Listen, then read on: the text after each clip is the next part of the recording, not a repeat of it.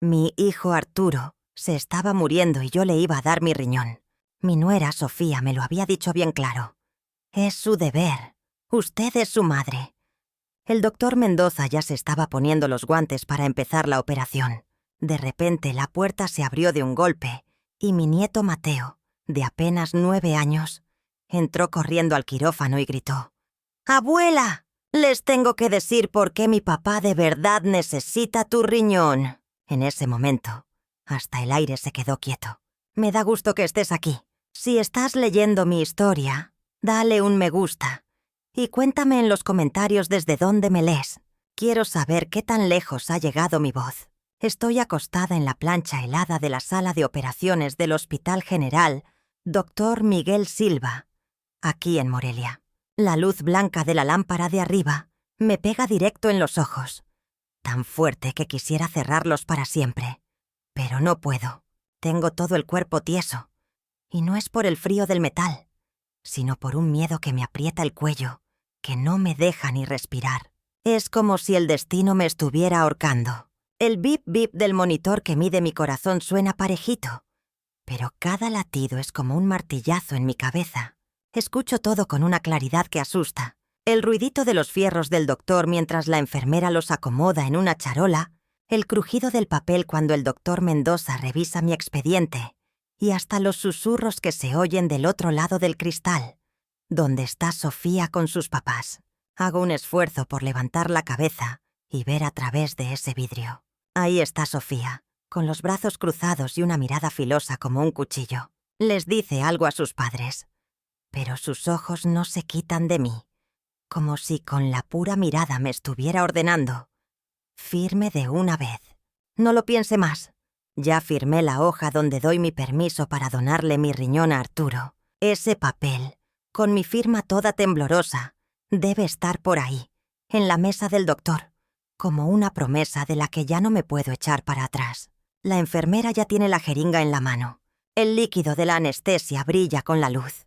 Cierro los ojos. Trato de jalar aire hondo, pero el pecho me pesa como si tuviera un costal de cemento encima. Pienso en Arturo, mi hijo mayor, el que crié con tanto sacrificio, por el que he dado la vida entera para que no le faltara nada. Él está en el cuarto de al lado, flaquito y débil, esperando mi riñón para poder seguir viviendo. Me repito a mí misma que esto es lo que una madre debe hacer. Pero entonces, ¿por qué siento este hueco en el alma? Esta cosa que me rasguña por dentro y no me deja estar en paz. De repente un ruidazo me hace saltar. La puerta del quirófano se abrió de golpe y un aire frío se metió y hizo temblar la charola con los instrumentos. Toda la sala se quedó callada.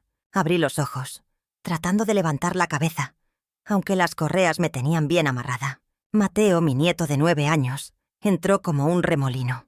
Sus tenis venían llenos de lodo, el uniforme de la primaria todo arrugado, y su pechito subía y bajaba del cansancio. Detrás de él, una enfermera lo venía persiguiendo, toda asustada. «Niño, no puedes pasar. Detente, por Dios», gritaba. Pero Mateo ni la escuchó. Corrió derechito hacia mí, con sus ojos grandes y redondos, llenos de miedo, pero también de una valentía que no le conocía. «¡Abuela!», dijo con una voz que le temblaba, pero que se oyó clarita en todo el silencio, y me estrujó el corazón. «Les tengo que decir a todos por qué mi papá de verdad necesita tu riñón».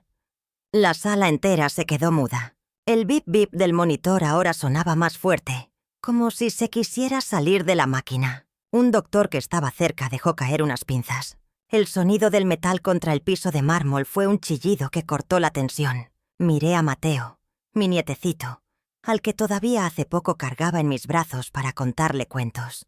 Ahí estaba, apretando un celular viejo, con la cara pálida pero los ojos brillantes. ¿Qué era lo que sabía? ¿Por qué decía eso? El corazón se me desbocó, como un caballo salvaje. Quería gritarle, preguntarle ahí mismo, pero tenía la garganta tan seca que no me salía ni una palabra. El doctor Mendoza, el mero jefe de la cirugía, frunció el entrecejo. Levantó una mano, haciéndole una seña a todos para que se pararan. Su voz sonó fuerte. «Lo que tengas que decir, dilo ahora». Vi cómo su mirada pasó de mí a Mateo, como si él también estuviera atrapado en ese momento tan raro. Del otro lado del vidrio, Sofía golpeó la puerta. «¡No le hagan caso!», gritó con una voz chillona, casi loca. «Es solo un niño, está inventando cosas». Pero su mirada ya no era fría, ahora temblaba, llena de pánico, como si un secreto horrible estuviera a punto de reventar. Mateo no volteó a ver a su mamá, solo me miraba a mí, apretando el celular con su manita tan fuerte que los nudillos se le pusieron blancos. Jaló aire, como si estuviera juntando todo el valor de su corta vida. Quería sentarme, abrazarlo, decirle que no tuviera miedo, pero no podía moverme, solo podía mirar. Y en los ojos de mi nieto vi un dolor, una verdad que él estaba a punto de sacar a la luz. En ese instante, mientras toda la sala esperaba, los recuerdos me cayeron encima como un derrumbe. Me acordé de mi casita, allá por la colonia Vasco de Quiroga, donde cada rincón olía a desinfectante, un olor al que ya ni le hacía caso. Tengo 57 años, pero a veces siento que tengo 100, como si la vida me hubiera chupado las fuerzas. Mi esposo, Ricardo, lleva más de 10 años en una silla de ruedas. Casi nunca habla, solo se queda con la mirada perdida. Una vez le pregunté, «¿Ricardo, ya estás cansado de vivir así?». Él solo parpadeó. Esa casa fue mi mundo, donde crié a mis 2 hijos, Arturo y Javier. Hice de todo por ellos. Me levantaba de madrugada para ir a vender fruta al mercado Independencia. Por las tardes cosía ropa ajena. Mis manos se hicieron ásperas y callosas, pero nunca me quejé. Solo quería que ellos tuvieran una vida mejor. Arturo, el mayor, era mi orgullo. Fuerte, alto, trabajaba en un taller mecánico y siempre llegaba con una sonrisa. Pero de unos años para acá empezó a apagarse. Al principio era solo cansancio. Luego se puso pálido, ojeroso. Un día me dijo que orinaba con sangre y sentí que el mundo se me venía abajo. Sofía, mi nuera, llegó a nuestras vidas como un aire nuevo. Era bonita, hablaba dulce, y al principio pensé que era una bendición.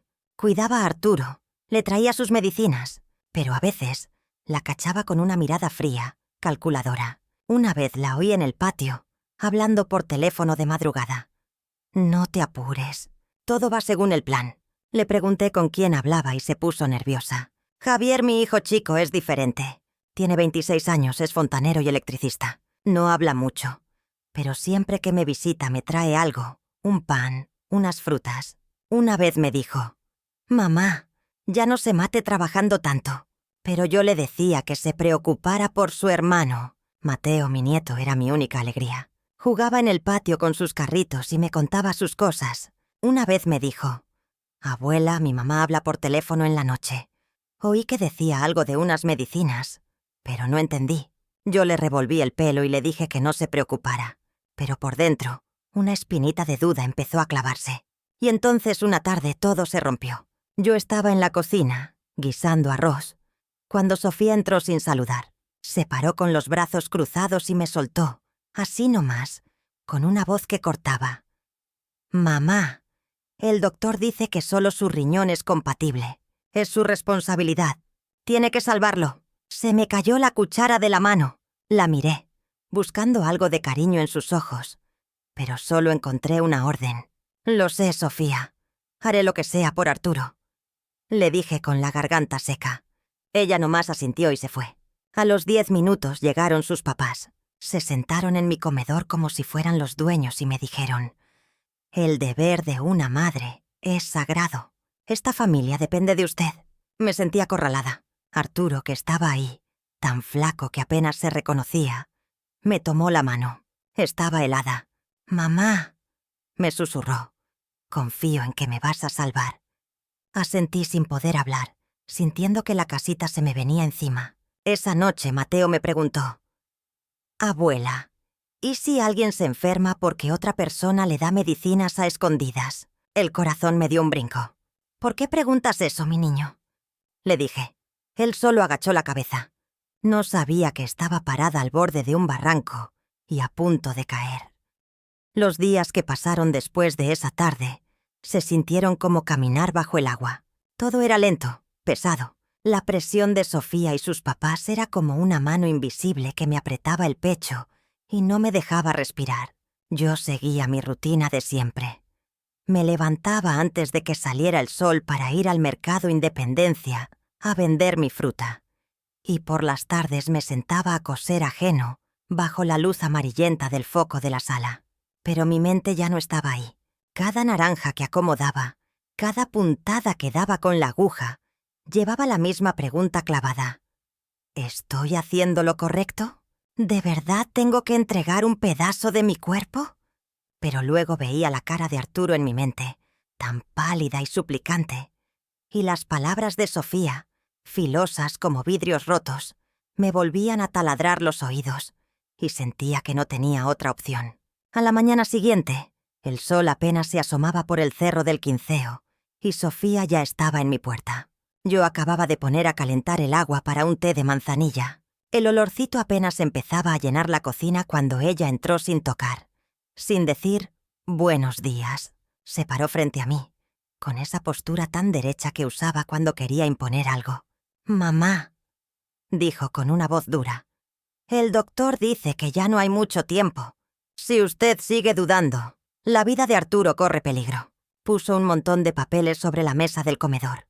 Eran hojas blancas, llenas de números, de sellos y de palabras médicas que yo apenas entendía. Me fue señalando cada renglón como si yo fuera una niña chiquita que no sabe leer. «Mire, aquí dice claramente que usted es la única que es compatible. Nadie más puede salvarlo». Yo me quedé parada, sosteniendo la jarrita del agua. Me estaba quemando los dedos, pero ni lo sentía. Lo único que quería era escapar de su mirada. Así que agarré la escoba y empecé a barrer el piso de cemento, como si el ruido pudiera apagar sus palabras. «Ya te oí», le dije bajito casi para mí. «Haré lo que sea por mi hijo». Pero por dentro sentía una piedra en el estómago que me daban ganas de gritar, de salir corriendo de mi propia casa. Seguí barriendo. Ras, ras, ras. Un sonido triste que no lograba callar nada. Ella se quedó ahí, mirándome, esperando a que yo asintiera otra vez, a que le confirmara que no me iba a atrever a decirle que no. Cuando por fin se fue, me dejé caer en una silla y me tapé la cara con las manos. Pensé en Arturo, en cuando era un chamaco que corría por el mercado agarrado de mi falda, riéndose a carcajadas. «Mamá, cuando sea grande te voy a comprar una casa bien grandota», me decía. Y ahora ahí estaba, hecho un suspiro, flaquito, pálido, como una sombra de lo que fue. Me preguntaba si podría dejarlo morir sin hacer nada, pero cada vez que pensaba en la operación, me entraba un miedo terrible, y no era miedo al cuchillo del doctor, sino a esa sensación de que me estaban obligando a hacer algo más oscuro, algo que yo no alcanzaba a ver bien. Esa noche, como si no fuera suficiente, llegaron sus papás, don Horacio y doña Beatriz. Trajeron una canasta con guayabas y mangos, pero la dejaron sobre la mesa nomás por compromiso. Se sentaron en las dos sillas de la cabecera del comedor, como si ellos fueran los dueños de todo. Su papá, don Horacio, un señor de bigote grueso y voz rasposa, tosió y dijo: «En mis tiempos, los padres se sacrificaban sin pensarlo. Mi abuela vendió hasta el metate para salvar a su hijo. Ahora es su turno, Elena. Tiene que cumplir». Su esposa, doña Beatriz, una señora de chongo apretado y mirada de aguja, asintió. «Si usted se niega», dijo cortando el aire, «el honor de esta familia va a quedar por los suelos. ¿Qué va a decir la gente de la colonia? Van a decir que no quiere a su hijo, que es una mala madre». Yo estaba ahí sentada, apretando el borde de la mesa con los dedos, sintiéndome como un ratón en una trampa. Quería responderles, preguntarles por qué todo el peso tenía que caer sobre mí. Pero la voz no me salía. Nomás agaché la cabeza y moví la cabeza diciendo que sí, como un muñeco de trapo. La cena de esa noche fue pesada como un funeral. Sofía, haciéndose la buena, me sirvió un pedazo de pollo. «Coma, mamá», me dijo con una voz fría. «Guarde fuerzas para la cirugía». Miré el pollo en mi plato, pero sentía la garganta cerrada. Arturo estaba sentado enfrente, con la cara demacrada. Intentó sonreír. «Mamá, yo sé que me vas a salvar, como siempre me salvaste de chiquito». Sus palabras me dolieron más que un golpe. Me acordé de las noches en vela cuando tenía calentura, de las veces que se cayó de la bicicleta y yo corría a curarle las rodillas raspadas. Siempre estuve ahí, pero esta vez porque sentía que me estaban robando algo más que un pedazo de mi cuerpo. Javier estaba en una esquina de la mesa, callado, sin probar bocado. Solo revolvía la sopa en su plato, sin quitarle los ojos de encima a Sofía. Vi en su mirada una sospecha, como si intentara ver a través de la máscara de buena esposa que ella usaba. Quise preguntarle qué pensaba, pero no me atreví. Después de cenar, Sofía recogió el plato de Arturo y lo llevó a la cocina. Lo lavó ella misma, muy rápido, y noté que lo revisaba con cuidado antes de ponerlo a escurrir. Esa noche no pude dormir. Dando vueltas en la cama, escuchaba el tic-tac del reloj de la pared. Me levanté a tomar agua y oí susurros que venían del cuarto de Arturo y Sofía. Me paré en el pasillo oscuro, aguantando la respiración. La voz de Sofía era bajita pero clara. «Sí, después del trasplante tendremos todos los datos. No te preocupes. Esa vieja no se va a atrever a decir que no». Me quedé helada. Las manos me empezaron a temblar tanto que tuve que recargarme en la pared. ¿Datos? ¿De qué hablaba? Justo cuando iba a tocar la puerta, Sofía abrió. Se asustó al verme. «¿Todavía despierta, suegra?», dijo con una sonrisa falsa. Solo llamaba para preguntar por las medicinas de él. Asentí y me di la vuelta, pero sentí como si me hubieran clavado un puñal en la espalda. Su sonrisa, su voz, todo era una mentira. Después de la noche en que oí a Sofía hablando por teléfono, sentí que vivía en una neblina. Hacía mis cosas de todos los días. Iba al mercado, cosía, le daba de comer a mi Ricardo. Pero era como si mi cuerpo se moviera solo, sin alma. Mi corazón estaba hecho un nudo. Las palabras de Sofía. «Esa vieja no se va a atrever a decir que no», me daban vueltas y vueltas en la cabeza, como un zancudo que no te deja dormir. Trataba de convencerme de que había oído mal, que a lo mejor estaba tan nerviosa que me imaginaba cosas. Pero entonces, una tarde, mi nieto Mateo vino a la casa y dijo algo que empezó a romper el muro de mentiras que yo misma había levantado para no sufrir. Mateo llegó con los tenis llenos de tierra de la calle y las manitas todavía manchadas de pintura de la escuela. Dejó su mochila en un rincón y se sentó en el piso a jugar con un carrito de plástico rojo que le había comprado en el tianguis. Lo miré, tratando de sonreírle, pero por dentro era un enredo de pensamientos. Mateo siempre había sido mi solecito en los días nublados, con sus cuentos y su risa. Pero ese día no se rió. Empujaba el carrito para adelante y para atrás, con la mirada perdida. De repente levantó su cabecita y me miró con sus ojazos serios. «Abuela», dijo con una voz bajita pero clara que me heló la sangre. «¿Y si mi papá no está enfermo porque sí, sino porque alguien le da medicinas a propósito para que se enferme?» Me quedé tiesa, como si me hubiera caído un rayo. La cuchara con la que estaba moviendo los frijoles casi se me cae de la mano. «¿Por qué dices eso, Mateo?», le pregunté tratando de que la voz no me temblara. Lo miré a los ojos, tan limpios, pero llenos de una preocupación que no era de un niño de su edad. Mateo no me contestó luego. Agachó la cabeza y siguió empujando su carrito, pero vi cómo apretaba la manita, como si estuviera guardando un secreto. Me dieron ganas de abrazarlo, de sacarle todo lo que traía adentro, pero lo único que se me ocurrió fue reírme con nervios. «Ay, mijito, piensas puras cosas raras. Tu papá está enfermo y los doctores lo están curando, ya verás». Pero mi sonrisa se sentía de cartón, y Mateo no me la devolvió. Nomás me miró, se levantó en silencio, agarró su mochila y se fue corriendo. La pregunta de Mateo fue como una pedrada en un charco de agua quieta. Me quedé ahí, en mi cocina chiquita, viendo las verduras sobre la mesa sin saber qué hacer. Pensé en Arturo, en los frascos de pastillas que Sofía siempre le traía, en cómo ella controlaba cada cosa que él comía o tomaba. Me decía a mí misma que eran puras ideas mías, que Sofía era su esposa y lo quería. Pero muy en el fondo, una vocecita me decía que algo andaba muy mal. Esa misma tarde pasó Javier. Traía su caja de herramientas, diciendo que venía a arreglar el foco de la cocina que parpadeaba. Lo vi subirse a la silla, cambiar el foco viejo por uno nuevo, y de repente la cocina se llenó de luz. Pero cuando se bajó, me miró con una seriedad que no era normal en él. «Mamá», me dijo bajito, casi en un susurro. Mi cuñada anda muy rara. El otro día vi en el botiquín de mi hermano unos frascos de pastillas sin nombre, sin nada, y ella los esconde muy bien. Se me resbaló el plato que estaba lavando y se hizo añicos en el suelo. El agua me salpicó toda la blusa. ¿Qué estás diciendo?, le pregunté con la voz rota. Javier se paró enfrente de mí, con los ojos llenos de preocupación. Mamá, me da miedo que lo de mi hermano no sea una enfermedad normal. Me da miedo que alguien... A propósito. No terminó la frase, pero su mirada lo dijo todo. Yo me quedé ahí, con las manos mojadas, sintiendo que el piso se me abría. Quería gritarle que estaba loco, que Sofía no sería capaz de algo tan horrible, pero no pude. Nomás me le quedé viendo. Y en mi cabeza la pregunta de Mateo retumbó otra vez. ¿Y si mi papá está enfermo porque alguien le da medicinas? Al día siguiente le llevé un caldo de pollo a Arturo al hospital. El cuarto blanco y el olor a desinfectante me revolvían el estómago.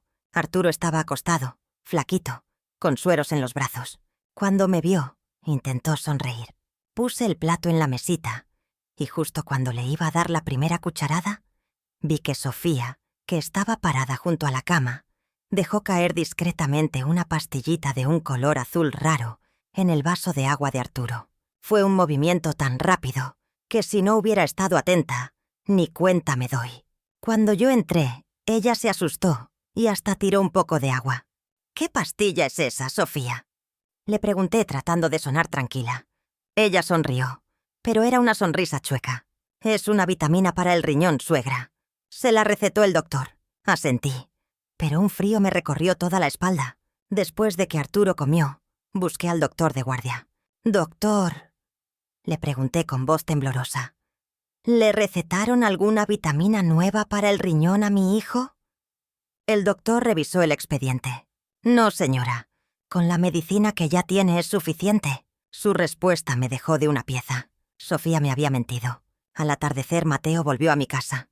Esta vez no jugó. Se sentó en una silla y sacó de su mochila un celular viejo, con la pantalla estrellada.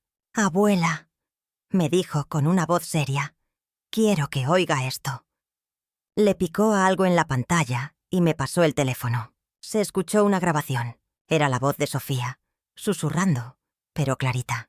«Después del trasplante, los resultados de la prueba serán perfectos. No te preocupes. Esa vieja no se va a atrever a decir que no». El teléfono se me cayó de las manos. Miré a Mateo, mi nietecito, y vi que tenía los ojos rojos, como si él también estuviera tan asustado como yo. «Lo encontré en un celular viejo de mi mamá», dijo con la voz quebrada. «No sé qué es, pero pensé que usted debía saberlo». Lo abracé, tratando de no llorar.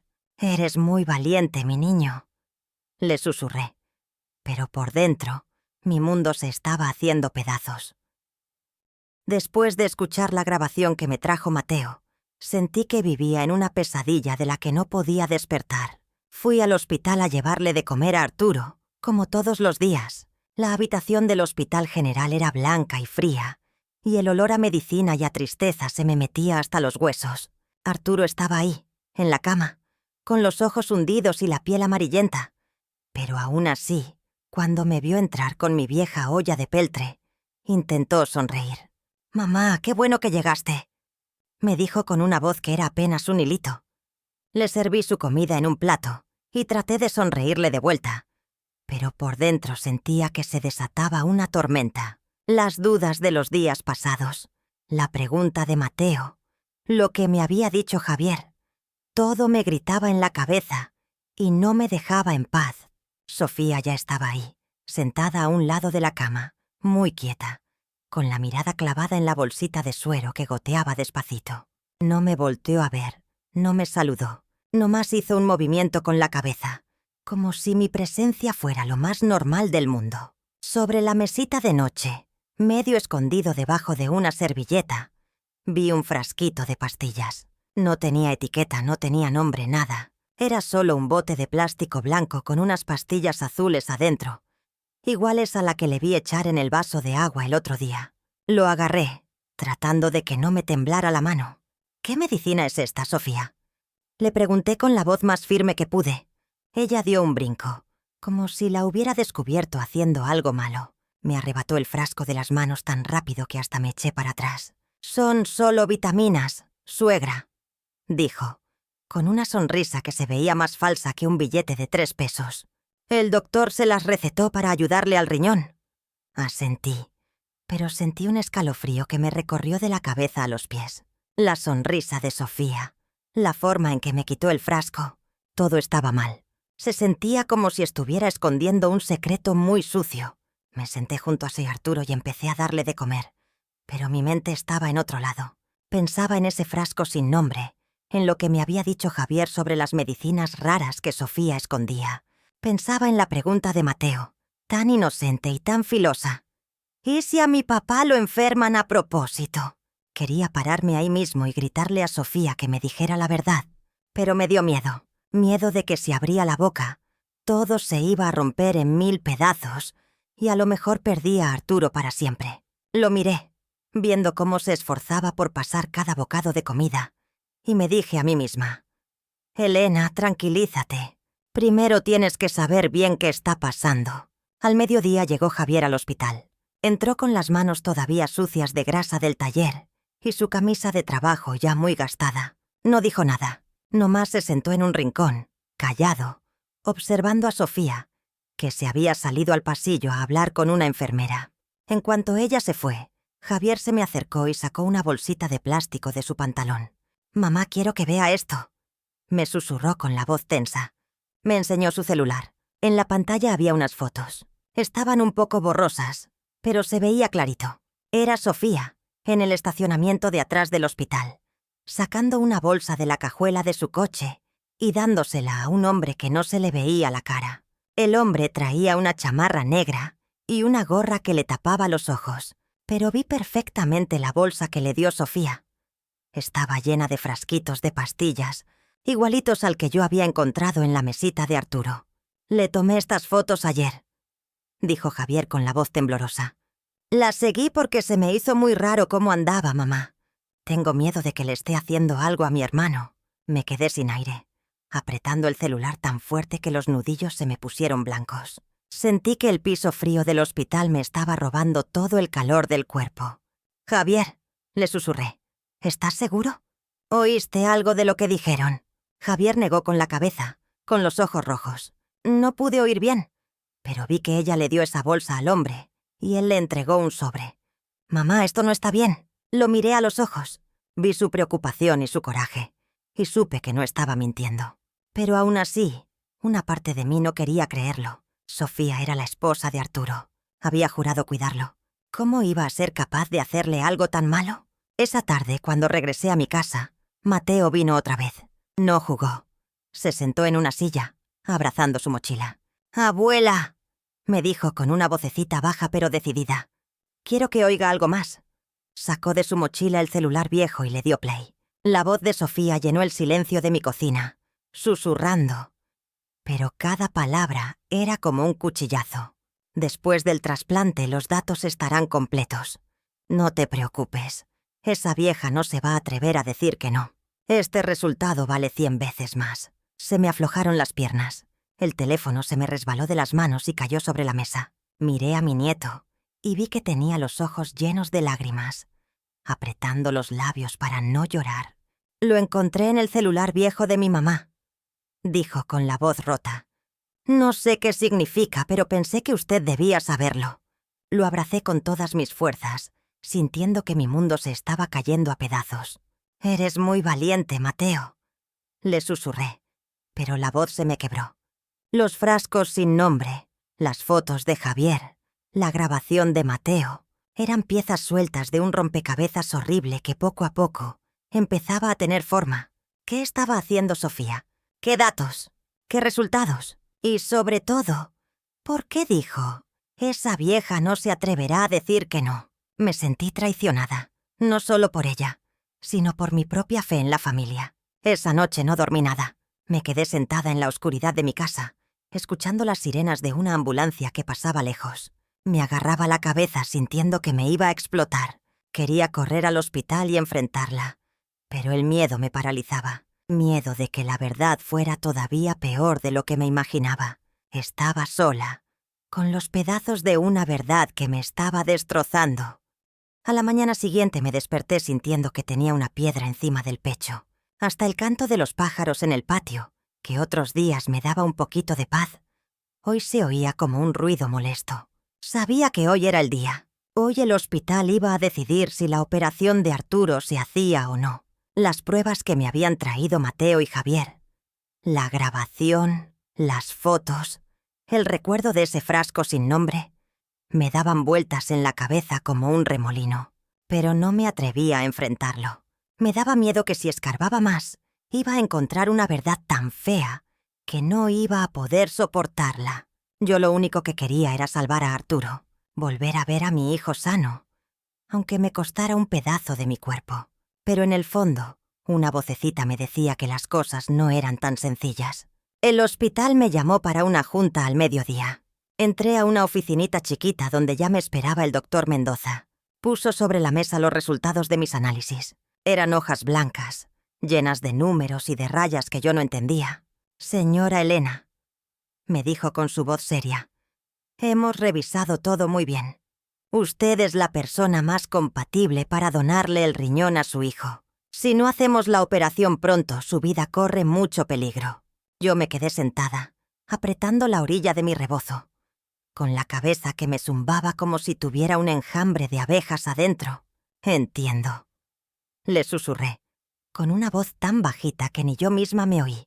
El doctor Mendoza me miró, y su cara se suavizó un poco. «¿Necesita más tiempo para pensarlo?», me preguntó. Negué con la cabeza, y no porque ya lo hubiera decidido, sino porque sentía que no tenía escapatoria. Sofía, sus papás y hasta el mismo Arturo, todos contaban conmigo. No podía dejar morir a mi hijo. A través del cristal de la puerta, vi a Sofía parada en el pasillo, con los brazos cruzados. Su mirada seguía siendo filosa. Le hizo un gesto con la cabeza a su mamá, doña Beatriz, como diciendo, «Ya está hecho», segura de que yo no me iba a echar para atrás. Ese gesto me dio un escalofrío. Sentí como si ellos estuvieran jugando una partida de ajedrez y yo fuera una pieza que ellos movían a su gusto. Me dieron ganas de pararme y gritarle al doctor que yo sabía lo del frasco, que había escuchado la grabación. Pero no pude. Me quedé ahí sentada, sintiéndome atrapada. Por la noche los junté a todos en mi casita. La sala se sentía más chiquita que nunca. La luz amarilla del foco viejo le daba un color triste a las paredes despintadas. Puse una jarra con té de hierbabuena sobre la mesa, pero ni el olorcito lograba quitar el ambiente tan pesado. Los papás de Sofía, don Horacio y doña Beatriz, se sentaron en el centro, en las dos sillas más buenas, como si fueran los reyes. Sofía se sentó a su lado, con las manos juntas sobre las piernas, y me miraba de reojo, como vigilándome. Arturo estaba recostado en un sillón viejo, pálido y respirando con dificultad. Javier estaba recargado en la pared, callado, pero tenía los ojos rojos, como si estuviera aguantando un coraje que estaba a punto de reventar. Mateo estaba hecho bolita en un rincón, abrazando su mochila, con la cara llena de angustia. Respiré hondo. Me temblaban las manos cuando dejé la jarra en la mesa. «Ya tomé una decisión», dije, tratando de que la voz me saliera firme. «Le voy a donar el riñón a Sir Arturo». La sala pareció explotar en silencio, y luego en un alboroto. Doña Beatriz aplaudió. «Esa es una verdadera madre», dijo con su voz chillona. Sabía que no nos iba a fallar. Sofía se tapó la cara y empezó a llorar, pero yo vi cómo apretaba los puños. Era puro teatro. «Ay, suegra», dijo con la voz entrecortada. «Sabía que usted lo quiere más que a nadie». «Gracias». Arturo me miró, con los ojos nublados por el cansancio, y alcanzó a decir, «Mamá, te debo la vida». Sentí que el corazón se me partía, pero entonces Javier se levantó de un salto y le dio un golpe a la mesa. Las tazas de té brincaron. «No», gritó con la voz temblando de rabia. «Mamá, que no se da cuenta. Se está sacrificando por un plan que tienen ellos. La están usando a usted y están usando a mi hermano». El aire se puso espeso. Sofía se paró de un brinco y lo señaló. «¿Qué estás diciendo? ¿Te atreves a acusarme a mí?» Yo lo único que hago es cuidar a mi esposo. Pero Javier no se echó para atrás. Se le acercó con la mirada encendida. «¿Acusarte? ¿Y los frascos de pastillas sin nombre? ¿Y las llamadas raras en la noche? Mamá no puede dejarse engañar así. Yo miraba a Javier, luego a Sofía y luego a Arturo. Quería decir algo, pedirles que se calmaran, pero no pude. Solo agaché la mirada, sintiendo que todo se me venía encima. Esa noche me quedé sola en mi cuarto, sentada en la silla de madera. La luz de la lámpara de aceite parpadeaba, alumbrando el papel donde escribía mi testamento con la mano temblorosa. Escribí que la casita sería para Javier y mis pocas cosas de valor para Mateo. Cada letra que escribía era como un rasguño en el alma. No sabía si iba a salir viva de la operación, pero quería dejar todo arreglado. Ricardo estaba en su silla de ruedas, en un rincón, mirándome con sus ojos que ya no decían nada. Vi que su mano tembló un poquito, como si quisiera decirme algo. Lo miré y las lágrimas se me salieron. «Ricardo, tengo que hacerlo, ¿verdad? Tengo que salvar a nuestro hijo». No me respondió, solo parpadeó. Y vi cómo 2 lágrimas le resbalaban por las mejillas flacas. Doblé el testamento y lo guardé en una cajita de madera vieja donde guardo mi velo de novia. Afuera empezó a llover fuerte. El sonido de la lluvia en el techo de lámina se mezclaba con mis sollozos. Temprano, cuando el cielo de Morelia todavía estaba gris y la neblina se pegaba a las calles empedradas, yo ya iba acostada en la camilla de una ambulancia. Abrazaba una bolsita de tela donde llevaba un cambio de ropa y un pañuelo bordado, el mismo que usé el día de mi boda. El sonido de la sirena era un chillido largo y triste, pero yo ya ni le hacía caso. Las luces de la calle pasaban rápidas por la ventanilla, borrosas, como mis esperanzas. Cerré los ojos y traté de jalar aire, pero sentía el pecho apretado. Hoy era el día. Hoy le iba a dar mi riñón a Arturo. Ya lo había decidido. Ya había escrito mi testamento. Ya me había hecho a la idea. Pero el corazón lo sentía hecho un nudo, como si en lugar de ir a un hospital, fuera caminando derechito a una trampa. Cuando la ambulancia paró, una enfermera empezó a empujar la camilla por un pasillo que parecía no tener fin. El rechinido de las llantitas en el piso era como un martillo que me golpeaba la cabeza. Sofía caminaba justo atrás de mí. Sus pasos eran calladitos, pero firmes, como los de un soldado. «No se preocupe, suegra», me dijo en voz baja, pero con un tono que cortaba. «Después de la cirugía todo vas a estar bien».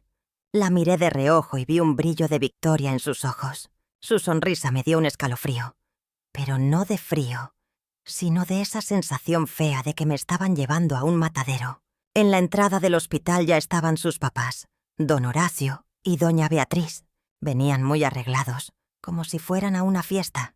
Él con un traje viejo pero bien planchado, y ella con un vestido rojo muy llamativo. En cuanto llegamos, se pusieron a saludar a los doctores con una amabilidad exagerada, como si fueran grandes amigos. Oí a doña Beatriz reírse a carcajadas mientras le decía a un doctor joven: «Gracias por todo su apoyo, doctor. No se nos va a olvidar este favorcito». Yo me quedé ahí, parada a un lado de la camilla, apretando mi bolsita de tela, sintiéndome como una extraña en mi propia tragedia. A Arturo ya lo habían metido a un cuartito de espera. Me dejaron verlo un momento antes de entrar al quirófano. La habitación estaba helada. Tenía los brazos flaquitos, llenos de agujas y mangueras. Su cara estaba pálida, los ojos hundidos. Pero cuando me vio, trató de sonreír. «Mamá, gracias», me susurró con la voz quebrada por el cansancio. Le agarré la mano. Estaba fría como un hielo. Sentí unas ganas inmensas de llorar. «Arturo, voy a hacer todo para que te pongas bien», le dije. Pero la voz me temblaba, como si estuviera tratando de convencerme a mí misma. Lo miré a los ojos y vi que confiaba ciegamente en mí. Y me pregunté: ¿estoy haciendo lo correcto o estoy arriesgando mi vida por una mentira? De repente Javier entró corriendo. Todavía traía las manos sucias de grasa del taller. Venía jadeando, con la camisa empapada en sudor, como si hubiera corrido desde muy lejos. «Mamá, no lo haga», me dijo, casi suplicando, mientras me agarraba de los hombros. «Se lo ruego, no done el riñón. Algo aquí no está bien». Miré a Javier. Vi sus ojos rojos, llenos de coraje y de preocupación. Quise decirle que ya estaba decidido, que no podía dejar que Arturo se muriera. Pero no me salieron las palabras. Nomás le puse la mano encima de la suya. Se la apreté suavecito y dejé que la enfermera me llevara. Javier se quedó ahí parado, sin poder hacer nada, gritando detrás de mí. «Mamá, escúcheme». Pero no volteé. Tenía miedo de que si lo miraba a los ojos, me iba a derrumbar. El pasillo del hospital era largo y olía fuerte a desinfectante. Una voz sin chiste sonó por las bocinas. «Quirófano número 3. Prepárense para trasplante de riñón». Me metieron a un vestidor. Una enfermera me puso una bata azul, fría, y una gorra de tela. Me miré en un espejo. Vi mi cara cansada, mis ojos rodeados de ojeras. Me pregunté, «Elena, ¿qué estás haciendo?» Pero entonces me acordé de Arturo en la cama, tan débil, y apreté los dientes y seguí caminando. Al pasar por el pasillo, vi de reojo a Sofía y a su mamá paradas junto a una ventana. Estaban hablando con un hombre. Llevaba una chamarra negra y una gorra que le tapaba la cara. Era el mismo hombre de la foto que me enseñó Javier. Vi cómo Sofía le entregaba un sobre, y él se lo guardaba rápido en el bolsillo. El corazón me empezó a latir con una fuerza que me asustó. Un sudor frío me corrió por la nuca. ¿Qué estaban haciendo? ¿Qué había en ese sobre? Quise pararme, gritarles, exigirles que me dijeran la verdad. Pero la enfermera me agarró del brazo y me metió al quirófano. Adentro, la luz blanca me pegó en los ojos. Era tan brillante que casi me quedo ciega. El doctor Mendoza ya estaba ahí, con la cara seria. «Todo está listo, señora Elena», me dijo. «Usted solo relájese». Asentí, pero mi cuerpo estaba tieso como una tabla. La enfermera me pegó unos chupones en el pecho y el bip bip del monitor empezó a sonar. Sofía apareció del otro lado del cristal. Pegó la cara al vidrio y me hizo una seña, como diciendo, «Firma ya», apuntando a los papeles que tenía otra enfermera. Agarré la pluma. Me temblaba tanto la mano que la firma me salió toda chueca. Cuando terminé, sentí como si hubiera firmado mi sentencia de muerte. Miré mi nombre mal escrito en el papel. Pensé en el testamento que había dejado en la cajita de madera, en Javier, en Mateo, y me pregunté, ¿será esta la última vez que esté despierta? Justo cuando el doctor se preparaba para ponerme la anestesia, el corazón me latía con furia. Un sudor frío me empapaba la espalda. Cerré los ojos. Intenté respirar, pero las caras de todos daban vueltas en mi cabeza. Pensé en la grabación de Mateo, en el frasco sin nombre, en la foto de Javier. Quería pararlo todo, pero ya no podía. Ya había firmado. Ya estaba en esta sala. Solo podía esperar, con un miedo que me ahogaba. Pero entonces, justo cuando la aguja de la anestesia iba a entrar en mi brazo, un estruendo hizo temblar la sala. La puerta se abrió de golpe. Parte 7. El chirrido de las bisagras de la puerta fue como un grito que rompió el silencio del quirófano.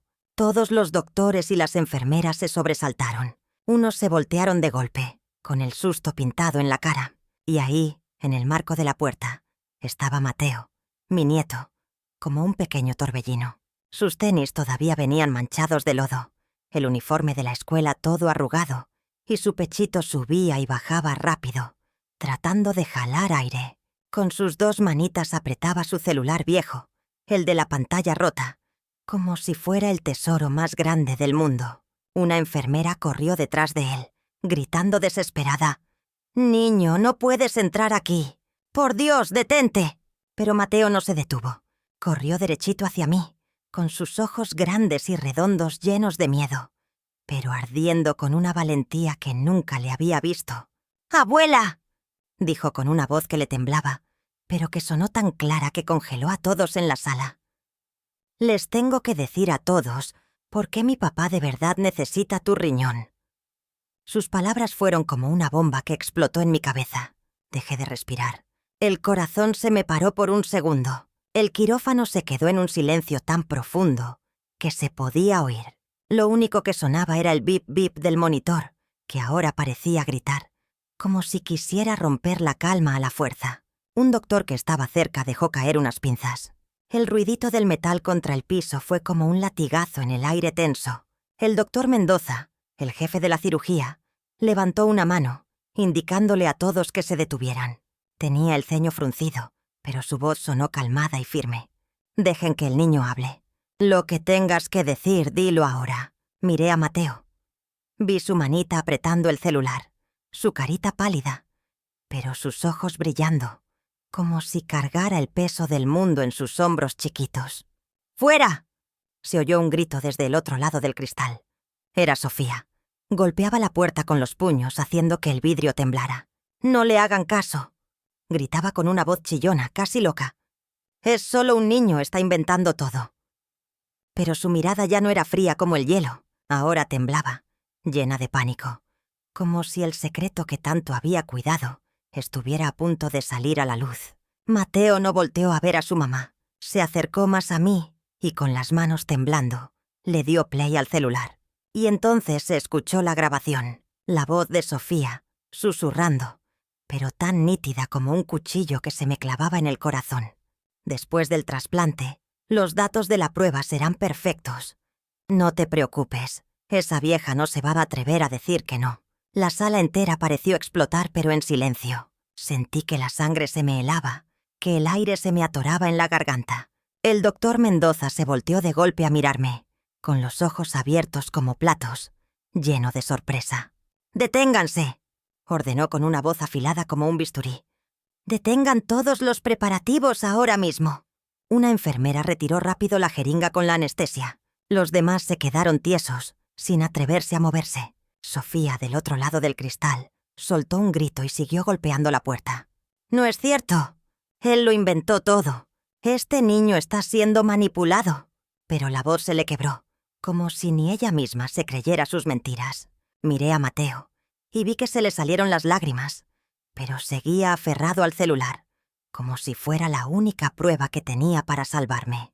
«También tengo un video», dijo con la voz ahogada, «de mi mamá y mis abuelos hablando de vender unas medicinas». Le dio play a un video. La imagen se veía borrosa, pero se distinguía bien. Eran Sofía y su mamá, doña Beatriz, en el estacionamiento, entregándole un sobre al hombre de la chamarra negra que yo había visto. Y se escuchó la voz de doña Beatriz. «Después de esta operación, tendremos suficientes datos para vender la medicina en el extranjero. Este dinero nos va a cambiar la vida a todos». Yo estaba ahí acostada, con la vista nublada por las lágrimas, sintiendo una mezcla de horror y de alivio. Horror por la verdad tan fea que había intentado no ver, ahora gritada a los cuatro vientos. Y alivio porque, por fin, ya no tenía que seguir mintiéndome a mí misma. En ese momento Javier entró corriendo desde el pasillo, con la cara roja de coraje. «¡Ya basta!», gritó, y se lanzó contra el cristal que lo separaba de Sofía. «Tú lo envenenaste. Creíste que todos éramos estúpidos». Antes de que alguien pudiera hacer algo, Javier levantó la mano y le dio una bofetada a Sofía. El sonido seco sonó por todo el pasillo y doña Beatriz pegó un grito. «¿Te atreves a pegarle a mi hija?». Pero Javier no se detuvo. La señaló con el dedo, temblando de rabia. «¿Qué medicinas le has estado dando? ¿Qué le hiciste a mi hermano Arturo?». Sofía se llevó la mano a la mejilla. Las lágrimas le corrían por la cara, pero en sus ojos no había arrepentimiento, sino el puro pánico de alguien a quien han descubierto. «¿Estás loco?», le gritó, y luego se volteó hacia el doctor Mendoza. «No los escuche, doctor. Me están levantando falsos». Pero el doctor Mendoza ni le contestó. Se puso pálido y se dirigió a una enfermera. «Esto ya no es una cirugía, es la escena de un crimen. Llame a la policía ahora». Una enfermera salió corriendo mientras los demás se quedaron parados, mirándose unos a otros, sin saber qué hacer. Yo seguía ahí acostada, sintiendo que mi mundo se caía a pedazos. Las lágrimas me corrían por las mejillas, pero ya ni las secaba. Miré a Mateo, mi pequeño nieto, que con su valentía había entrado a salvarme. Miré a Javier, mi hijo, que había intentado protegerme con todas sus fuerzas. Y pensé en Arturo, mi otro hijo, que estaba en el cuarto de al lado, sin saber que la mujer en la que confiaba lo había traicionado de la peor manera. Me quedé ahí, dejando que las lágrimas salieran, dejando que la verdad se me metiera en cada pedacito de mi ser. En ese momento entendí que todo había cambiado. La verdad había reventado como una bomba, y ya no había forma de esconderla. La sala de operaciones, que unos minutos antes era un lugar callado y ordenado, ahora era un puro caos. Las enfermeras se miraban unas a otras, confundidas, sin saber qué hacer. El doctor Mendoza tenía el ceño fruncido, y su mirada iba de uno a otro, como si estuviera tratando de poner orden en medio de un incendio. Yo seguía acostada, con la vista nublada por las lágrimas, pero no podía dejar de mirar. La verdad que Mateo había destapado con su celular ardía como un fuego, quemando la poca confianza que me quedaba en la gente. Sofía, después de la bofetada que le dio Javier, se agarró la mejilla y gritó con su voz chillona: «¿Cómo te atreves a pegarme? Yo lo único que hago es cuidar a mi esposo». Las lágrimas le corrían por la cara, pero yo le vi clarito el pánico en los ojos. No era el dolor de una esposa acusada injustamente. Era el miedo de una criminal que ha sido descubierta. Se volteó hacia sus papás, agarrando la blusa de su mamá, doña Beatriz, con la voz rota. Yo no hice nada malo. Solo quería salvar a Arturo. «¡Papá! ¡Mamá!», digan algo. Pero don Horacio y doña Beatriz se quedaron tiesos, con la cara pálida, sin poder decir ni una palabra. Doña Beatriz, que siempre era tan mandona y se sentía la dueña del mundo, ahora solo apretaba las manos y se mordía los labios para que no se le notara que estaba temblando. De repente, doña Beatriz golpeó el piso con el bastón que siempre traía. El sonido seco de la madera contra la loseta retumbó en el pasillo y me señaló a mí con el dedo. «¿Te atreviste a manipular a tu propio nieto para que inventara mentiras sobre nosotros, vieja malvada?» Sus palabras me dolieron como un puñal. Quise gritarle que yo no había manipulado a nadie, que era su hija la que había traicionado a toda mi familia, pero tenía un nudo en la garganta y no me salía la voz. Solo me le quedé viendo, sintiéndome arrinconada, sintiendo cómo pisoteaban todos mis años de sacrificio. Don Horacio, el papá de Sofía, se le acercó a un doctor que conocía y le susurró en voz baja, pero apurada: «Por favor, sigan con la cirugía. Nosotros nos encargamos de esto. Solo necesitamos que termine de una vez». Le metió un sobre en la bolsa de la bata al doctor, pero el doctor Mendoza se acercó de inmediato, con una voz fría como el hielo. «Aquí manda la ley, no el dinero». Le arrebató el sobre, lo tiró al suelo y le ordenó a una enfermera: «Cierren las puertas, que no salga nadie. Voy a informar a la dirección del hospital ahora mismo». El sonido de sus pasos se fue alejando, firme, como una sentencia de que ya no había marcha atrás. Javier, desde el pasillo, entró de un empujón al quirófano, sin hacerle caso a una enfermera que intentaba detenerlo. Se acercó a mí, me agarró de los hombros con sus ojos rojos y me gritó: «Mamá, no done el riñón. Todo es un plan de ellos. Ella envenenó a mi hermano. ¿No lo ve?». La voz de Javier temblaba, llena de coraje y de dolor. Lo miré a los ojos y vi la desesperación de un hijo que estaba tratando de salvar a su madre. Quise decirle algo, tranquilizarlo, pero no pude. Solo me quedé ahí, sintiendo que el mundo se me derrumbaba. Desde el cuartito de al lado, se escuchó la voz débil y confundida de Arturo. «¿Qué está pasando? ¿Por qué gritan?». Intentó sentarse en la cama, respirando con dificultad. Las mangueras del suero temblaron con el movimiento. Escuché la voz de mi hijo y el corazón se me hizo 1000 pedazos. Arturo no sabía nada.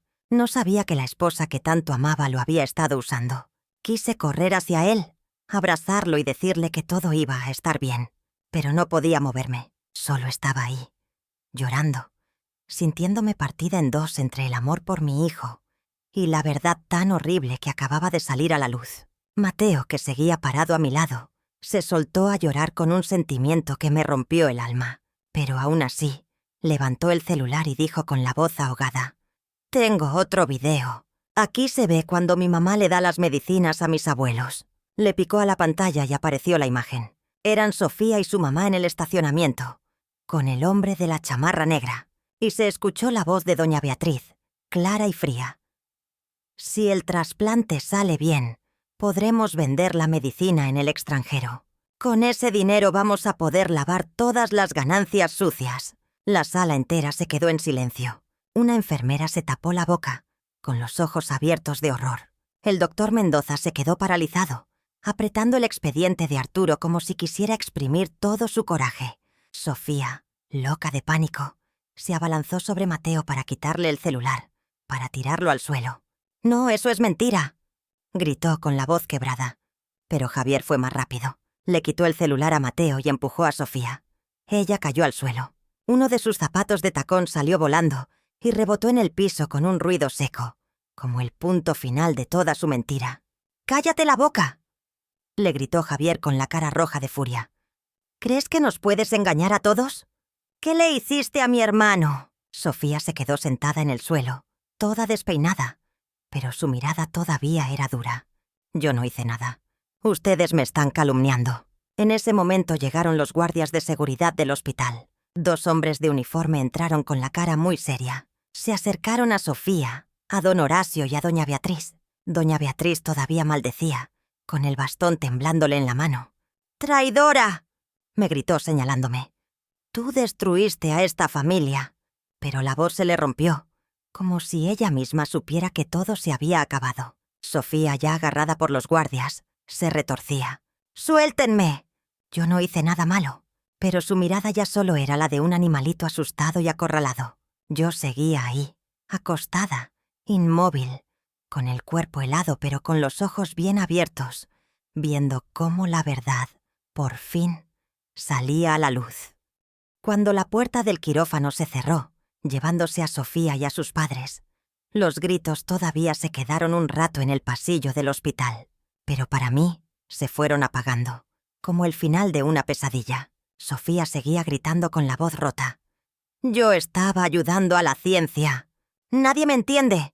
Pero ya nadie le hacía caso. Don Horacio y doña Beatriz, que no hacía mucho se habían sentado en mi casa sintiéndose los dueños, ahora caminaban con la cabeza agachada, escoltados por los guardias. Yo estaba ahí, acostada en la plancha de operaciones, todavía temblando, pero ya no de miedo. Una sensación rara de alivio me empezó a llenar por dentro, como si me hubieran quitado un peso enorme de encima, como si por fin me hubieran abierto la puerta de una jaula en la que ni sabía que estaba encerrada. El doctor Mendoza se me acercó. Su cara seguía seria, pero sus ojos ya no se veían tan duros. «Señora Elena», me dijo con su voz grave, «hemos cancelado la cirugía.